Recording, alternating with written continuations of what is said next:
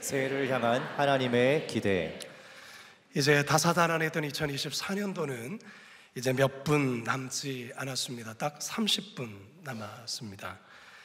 그 어떤 해보다 올해는 정말 말 그대로 다사다난했던 해였습니다. 올 한 해 우리 사회에 어떤 일이 있었는지 10대 뉴스로 정리된 영상이 있어서 잠시 보고 설교를 이어가겠습니다. 어젯밤 노벨상 시상식에선 노벨문학상 역사상 처음으로 한국인 작가 한강의 이름이 불렸습니다. 노벨문학상 수상자를 소개하게 되어 영광입니다. Author 한강. 정부가 2025학년 의대 입학 정원을 지금보다 2,000명 늘리기로 했습니다. 대구에서 10대 학생이 받아줄 병원을 찾지 못해 2시간 넘게 응급실 뺑뺑이를 돌다 숨지는 일이 있었습니다. 기록적인 폭염에 사망자까지 나오는 등 온열 질환 피해가 계속 늘고 있죠. 이런 기상재해는 앞으로 더 심해질 거라는데 폭우, 태풍 등 다른 재난재해보다 폭염이 더 파멸적이라고 전문가들은 경고하고 있습니다. 북한이 오늘 새벽 오물풍선을 또 날려보냈습니다. 올 들어 31번째 살포로 지난달 24일 이후 25일 만에 재개한 겁니다. 북한이 우크라이나 전쟁 파병을 결정하고 1차로 특수부대 1,500명을 이미 보낸 것으로 확인됐다고 국정원이 밝혔습니다. 가상화폐 대장주 비트코인이 사상 처음으로 8만 달러를 돌파한 데 이어 8만 1,000달러도 넘어섰습니다. 한국 프로야구가 오늘 한 시즌 최다 관중 신기록을 깼습니다. 사상 첫 1,000만 관중도 멀지 않았습니다. 네, 미국 대선에서 도널드 트럼프 전 대통령이 압도적인 승리를 거두며 백악관 재입성을 확정지었습니다. 지구촌 축제 파리올림픽이 센강에서 펼쳐진 수상 개막식과 함께 시작됐습니다. 오늘 막을 내린 파리올림픽에서 우리나라는 종합순위 8위를 차지했습니다. 어젯밤 10시 23분 예정에 없던 윤석열 대통령의 긴급 담화가 시작됐습니다. 윤 대통령은 비상계엄을 전격 선포했습니다. 총 득표수 300표 중 가 204표, 부 85표, 기권 3표, 무효 8표로서 가결되었음을 선포합니다.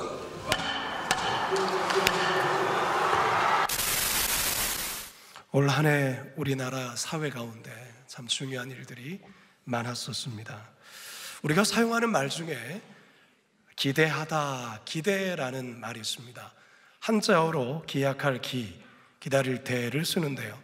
어떤 일이 이루어지기를 바라며 기다리는 마음이라는 뜻입니다.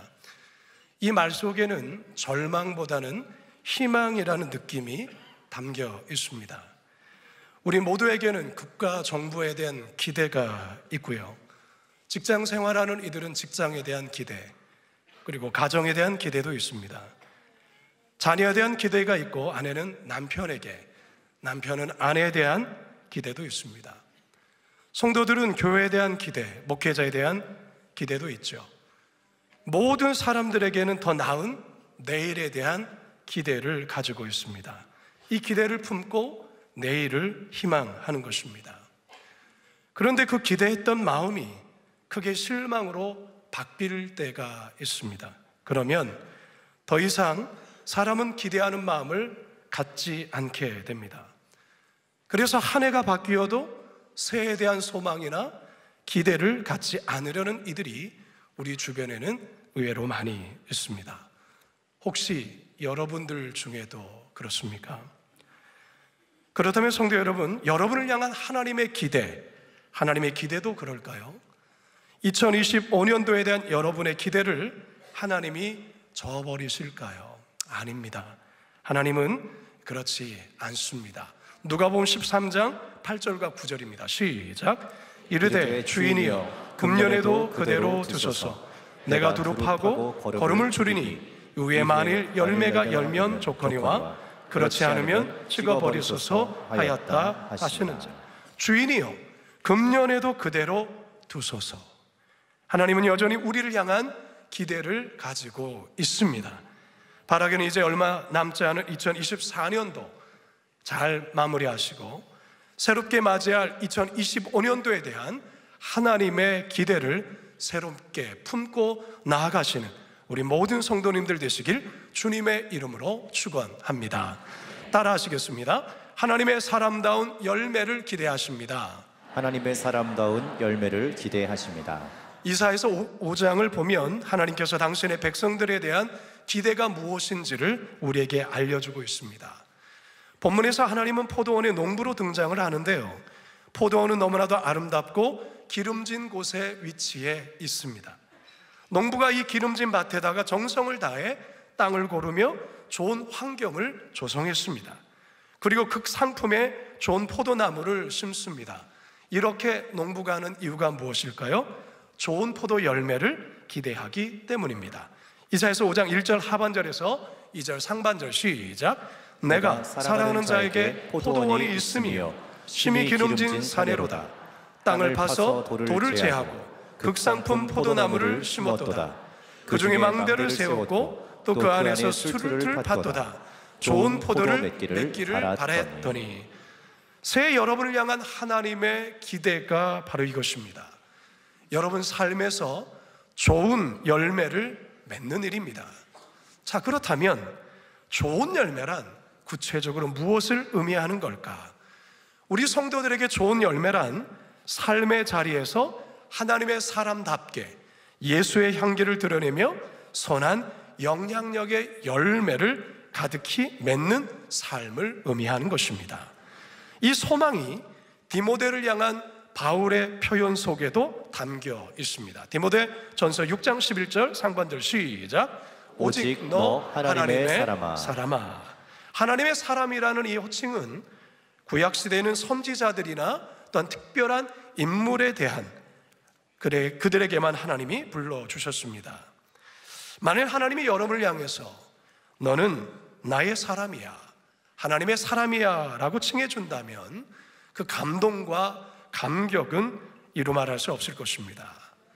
만일 믿지 않은 직장 상사나 또는 동료로부터 당신은 내가 지금까지 보았던 크리스천과는 정말 다른 하나님의 사람 같습니다 라고 말해준다면, 만일 여러분의 아내나 남편이 당신은 하나님의 사람입니다 라고 말해준다면, 또는 자녀가 부모인 여러분들에게 그렇게 말해준다면 여러분은 그래도 지금까지 잘 살았다 할 수 있을 겁니다. 지금 바울이 디모데에게 너 하나님의 사람아 라고 부른 뒤에 디모데가 삶에서 계속해서 좋은 열매를 맺기 위해 따라야 될 두 가지 태도를 명령합니다. 11절 디모데전서 6장 11절 하반절 시작. 이것들을 피하고 의와 경건과 믿음과 사랑과 인내와 온유를 따르며. 하나는 피해야 되는 것과 또 하나는 따라야 될 것에 대해서 이야기합니다. 먼저 피해야 될 것을 언급하는데요, 그게 뭘까요? 10절입니다. 시작. 돈을 사랑함이 일만하게 뿌리가 되나니 이것을 탐내는 자들은 미혹을 받아 믿음에서 떠나 많은 근심으로써 자기를 찔렀도다. 돈을 사랑하는 마음, 이것을 피하라는 겁니다. 돈은 사랑의 대상이 아닙니다. 돈은 잘 사용하고 잘 누리고 잘 써야 하는 것입니다. 그런데 돈을 탐닉하면 돈을 사랑하게 됩니다. 이것을 조심하라, 피하라는 것입니다. 솔직히 돈 싫어하는 사람이 있을까요? 많지 않을 겁니다. 모두가 돈 앞에서 약해지지요. 우리 주변에서 늘 돈 하시는 분들 계시는데 돈 하다가 도는 분들이 덜어 있습니다. 여러분, 우리 그리스도인들이 돈에 대해서 깨끗해야 합니다. 돈을 정직하게 버려야 하고 돈을 바르게 잘 사용해야 됩니다. 돈에 대한 욕심을 크게 부려서는 안 되는 것입니다. 바울은 디모데에게 하나님의 사람으로 살면서 이것을 조심하고 피하라고 강조하고 있습니다. 동시에 적극적으로 따라야 할 것을 제안합니다. 6가지를 따르라 얘기하는데, 첫째는 의로운 삶을 따르라, 두 번째는 경건한 삶을 따르라, 셋째는 믿음을 따르라, 넷째는 사랑을 실천하라, 다섯째는 인내하라, 여섯째는 온유하라 라고 우리가 따라야 될 6가지 덕목을 이야기합니다. 정리하자면 이렇습니다. 돈을 사랑하는 마음을 피하고 의와 경건과 믿음과 사랑과 인내와 온유를 따르라는 것입니다. 성도 여러분, 이 모든 것이 하나님의 성품과 속성에 담겨 있습니다. 따라서 이것들이 하나님의 사람에게서 나타나야 될 삶의 열매, 좋은 열매라는 것입니다. 바라기는 2025년도에 물질을 사랑하는 마음을 늘 경계하시고 의와 경건, 믿음과 사랑, 인내와 온유를 이루는 하나님의 사람다운 선한 열매 많이 맺게 되기를 간절히 소망합니다. 두 번째 따라하겠습니다. 자족하며 베푸는 사람 되기를 기대하십니다. 자족하며 베푸는 사람 되기를 기대하십니다. 고대 로마가 극도로 타락했을 때, 점점 멸망으로 향하고 있을 때 상류층의 집에서는 날마다 호화로운 파티가 끊이지 않았습니다. 귀족들은 배가 부를 때까지 먹은 뒤 구토를 해서 위를 비우고 또다시 다른 음식을 채우는 먹곤 했다라는 것입니다. 이것은 인간이 어디까지 탐욕스러울 수 있는가를 여실히 보여주는 한 예라 할 수 있습니다. 오늘 본문에서 사도 바울은 디모데에게 탐심을 항상 경계할 것을 이야기하면서 동시에 자족하라 권면합니다. 7절에서 8절입니다. 시작. 우리가 세상에 아무것도 가지고 온 것이 없음에 또한 아무것도 가지고 가지 못하리니 우리가 먹을 것과 입을 것이 있은즉 족한 줄로 알 것이니라. 빌립보서에서 바울은 자신 또한도 그러한 자족의 삶을 배웠다라고 고백하죠. 빌립보서 4장 11절 시작. 어떠한 형편에든지 나는 자족하기를 배웠노니. 그러면 왜 자족해야 하는가? 그 이유가 무엇인가? 바울은 디모데에게 이렇게 이야기하며 밝히고 있습니다. 지나친 소유에 대한 욕심, 탐심은 곧 파멸과 멸망이기 때문이라 말씀하고 있습니다. 6장 9절입니다. 시작. 부하려 하는 자들은 시험과 올무와 여러 가지 어리석고 해로운 욕심에 떨어지나니 곧 사람으로 파멸과 멸망에 빠지게 하는 것이라. 사랑하는 성도 여러분, 이 시대의 불행은 부족함에 있는 것이 아닙니다. 부족함에 있는 것이 아니라 부한 자들이 더 많이 가지려고 하는 그 탐심과 함께 있는 것에 자족하지 못하는 마음에 있는 것입니다. 그렇다면 왜 이 시대가 자족함을 상실했는가? 그것은 남과의 비교 속에서 오는 열등감, 상실감에 있습니다. 전셋집에 살면서 내 소유의 집이 아닌 것에 상실감을 느낍니다. 내 소유의 집에 살면서 브랜드 아파트의 집이 아닌 것에 상실감을 느낍니다. 브랜드 아파트에 살지만 강남이나 분당이 아닌 것에 상실감을 느낍니다. 이처럼 끝없이 남과의 비교 속에 자신을 불행하다 여기는 이것이 인간을 진짜 불행하게 만드는 것입니다. 여러분, 2024년 한 해를 살면서 혹시 남과의 비교 속에 불행하다 여겼던 것이 있었다면 이 시간 회개하시기 바랍니다. 우리 하나님의 기대는 여러분들 안에 있는 탐심을 물리치고 자족하는 삶을 살기를 원하십니다. 더불어서 주변을 늘 돌아보며 베푸는 삶을 살기를 기대합니다. 돈은 쌓는 것이 아니라 어느 정도 살아갈 정도만 있으면 그것으로 남을 살리고 구제하고 선교하고 하나님의 선한 일을 하는 축복의 통로로 써야 합니다. 잠언 11장 24절에서 25절 시작. 흩어 구제하여도 더욱 부하게 되는 일이 있나니 과도히 아껴도 가난하게 될 뿐이니라. 구제를 좋아하는 자는 풍족하여질 것이요 남을 윤택하게 하는 자는 자기도 윤택하여지리라. 아멘.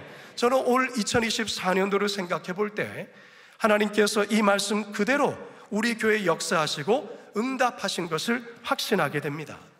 우리 교회가 2020년 코로나19가 시작될 때 쉽지 않은 결단을 했습니다. 그것은 바로 코로나로 인해 어려움 속에 있는 성도들, 환우들, 기관과 지역사회에 우리 교회가 선한 사마리아인 되어 절기연금 전액을 어려운 이웃들에게 흘려보내기로 결정한 것입니다. 솔직히 쉽지 않은 도전이자 결단이었지만 당회와 그리고 성도님들의 적극적인 지지와 응원 속에 함께 결단하고 실천하였습니다. 지금 5년째 계속 이어지면서 올 한 해만도 4번의 절기 헌금으로 5억이 넘는 헌금을 어려운 이웃들에게 전액을 흘려 보냈습니다. 더욱이 올해 등대교회 분립으로 약 200여 명의 성도들이 개척에 동참을 했고, DMZ 가까운 곳에 있는 노곡교회의 김만성 목사님을 담임 목사님으로 보내면서 또 한 번의 선한 일을 우리 교회가 감당했습니다. 우리 성도들은 어려운 이웃들을 돕고 섬기는 일이라면 최선을 다해 헌금해 주셨습니다. 보육원에서 자란 만 20세가 되어 퇴소해야 하는 친구들에게 비빌 언덕이 되어주는 사역에도 정말 우리 성도들이 적극적으로 함께해 주셨습니다. 새꿈터에서 자란 북한 이탈타 자녀들 중 20살이 되어 사회로 나가야 하는 이들의 멘토가 되어 정신적 버팀목이 되는 원코리아 크루 사역에도 기꺼이 함께해 주셨습니다.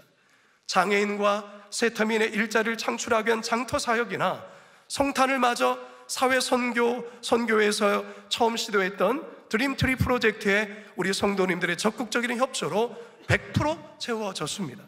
점점 성탄절 의미가 퇴색되어가는 이 시대에 성탄의 의미를 이웃들과 나누기 위해 시작된 블레싱뱅 나눔 사역도 참으로 감사하고, 기특한 것이 우리 청년부에서 소외된 사회적 약자들에 대한 큰 관심을 두고 다양한 사역들로 이렇게 섬겼습니다.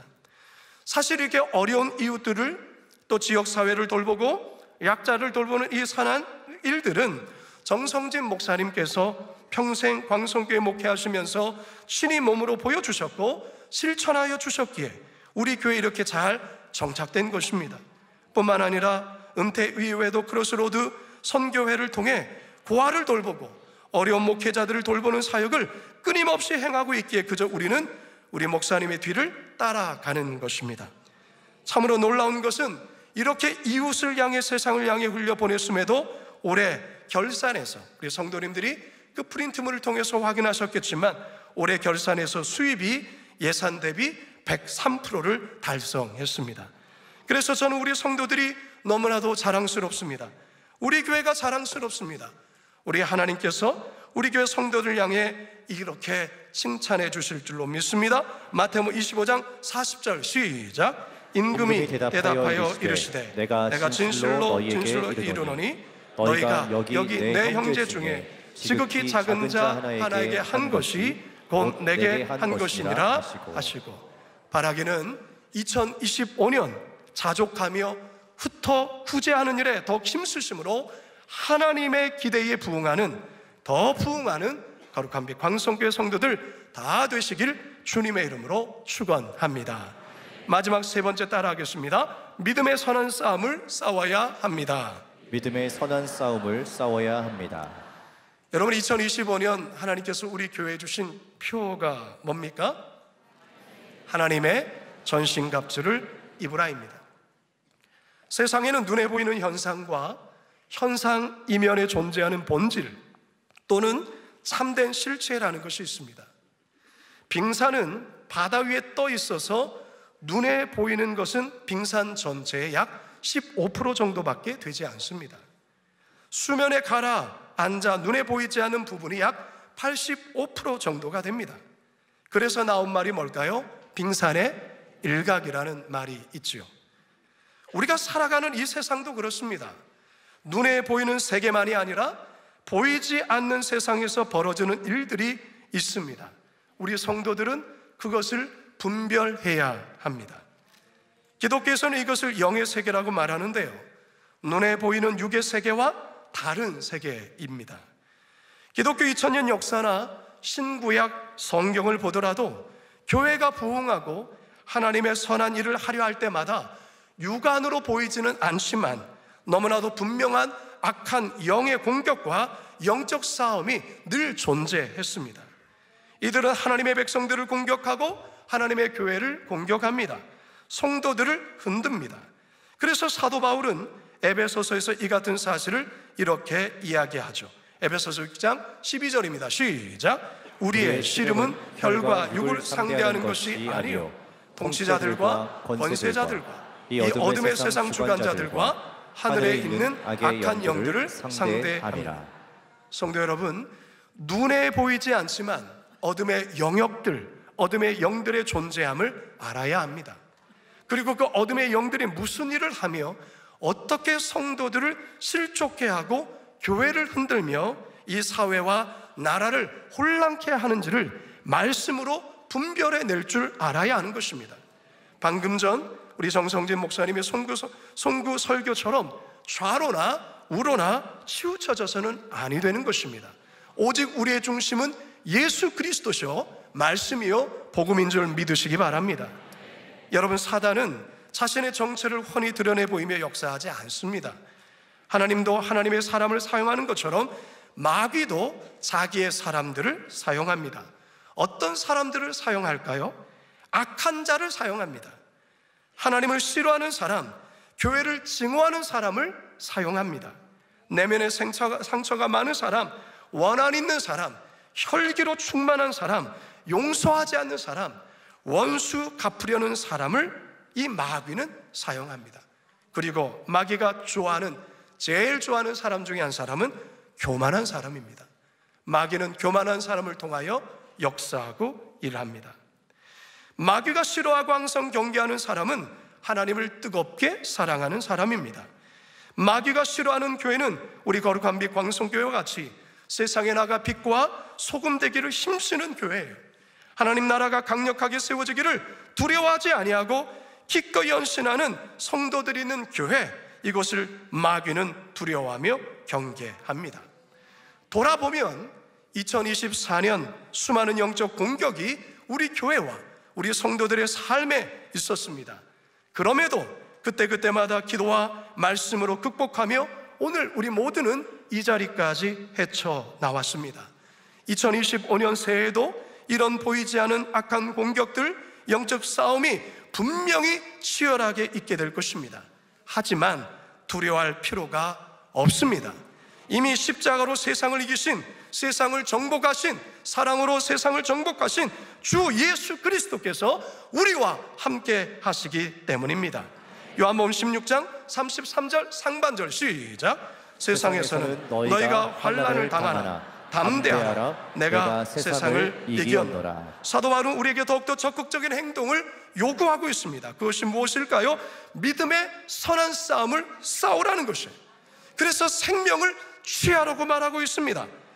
디모데전서 6장 12절 시작. 믿음의 선한 싸움을 싸우라, 영생을 취하라. 이를 위하여 내가 부르심을 받았고 많은 증인 앞에서 선한 증언을 하였도다. 바울은 믿음의 선한 싸움을 위해 우리 그리스도인들이 부름을 받았다라고 말씀하고 있어요. 성도 여러분, 새해는 여러분들이 2024년도에 무너졌던 것 또다시 반복해서 무너져서는 안 됩니다. 혹시 물질에 무너지신 분 계십니까? 사람에게 넘어지셨습니까? 유혹과 정욕에 넘어지셨습니까? 게으름에 넘어지셨습니까? 그렇다면 자신을 쳐서 복종시키기까지 2025년도에 내면에서 치열한 싸움을 싸우시기 바랍니다. 참으로 감사한 것은 이 악한 영들과 싸울 때 이길 수 있는 무기를 이미 하나님께서 우리에게 주셨다고 말씀합니다. 그것이 무엇일까요? 그게 2025년도 우리의 목회 주제에 나와 있습니다. 하나님의 전신갑주입니다. 이것을 입고 나가면 승리하는 것입니다. 하나님의 전신갑주가 과연 무엇인지에 관해서는 신년 특별 새벽 기도회 때 여러분께 알려드리겠습니다. 기대하시라. 개봉박두. 이제 저는 말씀을 마치려고 합니다. 성도 여러분, 2024년도 이제 다 지났습니다. 지난 것에 이제 더 이상 마음을 두어서는 안 됩니다. 2025년 새해에 대한 하나님의 기대를 여러분의 마음에 두셔야 합니다. 새해를 향한 하나님의 기대가 무엇입니까? 하나님 사람다운 좋은 열매, 즉 돈을 사랑하지 않고 의와 경건, 믿음과 사랑, 인내와 온유의 열매를 맺는 것입니다. 더욱 자족하고 베푸는 삶을 사는 것입니다. 그리고 믿음의 선한 싸움을 통하여 날마다 승리하는 삶을 사는 것입니다. 오늘 선포된 이 말씀을 통해 2025년 기대하고 그 기대를 이루시는 저와 여러분이 모두가 되시길 주님의 이름으로 축원합니다. 축원합니다. 축원합니다.